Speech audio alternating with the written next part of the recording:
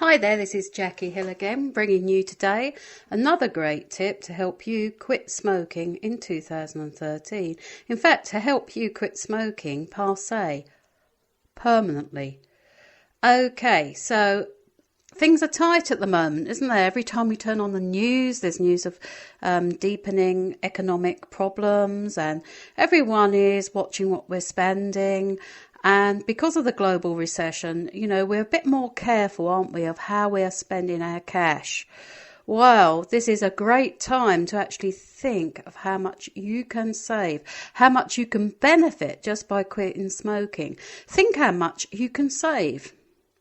Now, a lot of people don't really realise or know just how much they are spending on smoking. Because in stopping smoking, you'll not only reap huge financial rewards, but you'll also benefit through your health and through your relationships, etc. So in today's tip, I'm going to help you start to see or to work out exactly how much you've spent on smoking and how much you will save by not smoking. And that should, my friends, be a great incentive for you to keep going. So how do we do this? Well, the best thing is to ask yourself a few questions. And the first question to ask yourself is just how many cigarettes do you smoke a day? On average, an average day. Then work out the packet of cigarettes, whatever they are today. And it varies from what part of the world that you're in. So just put down the price of smoking that it costs you today. Now add on that obviously things like cigarette matches, lighters, etc. If you're smoking tobacco, the top cost of tobacco you get through a day, etc. Now times that by 7. Okay, so what we should have at the end of that is how much you spend on smoking each week. Now, once you've done that equation, the next question to ask yourself is just, before we go into asking yourself anything, let's just look at some figures here. Let's multiply that 7 days, that full week, by 52.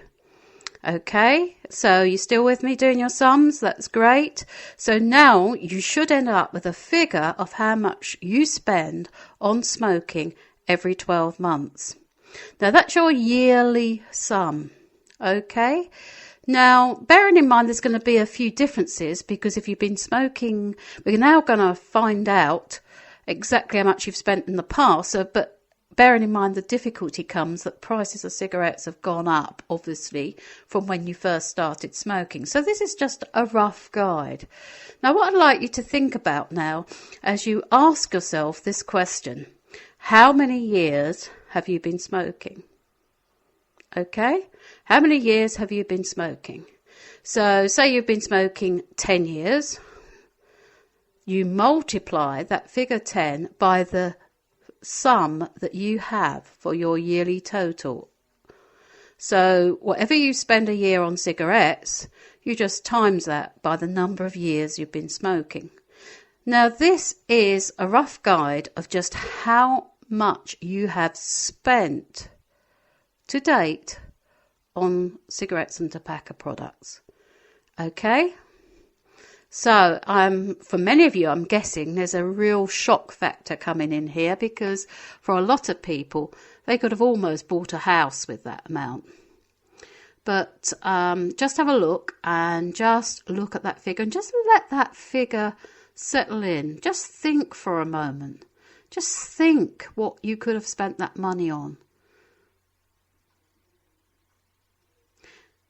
Okay, not a nice place to be, but it's the reality and the cost, the financial cost. We're not even touching the health today. We're just talking about the financial cost of smoking. Literally, money going up in smoke. Okay, now, the next question or the next thing to think about is looking at your age. How many years do you estimate that you're going to be on this planet?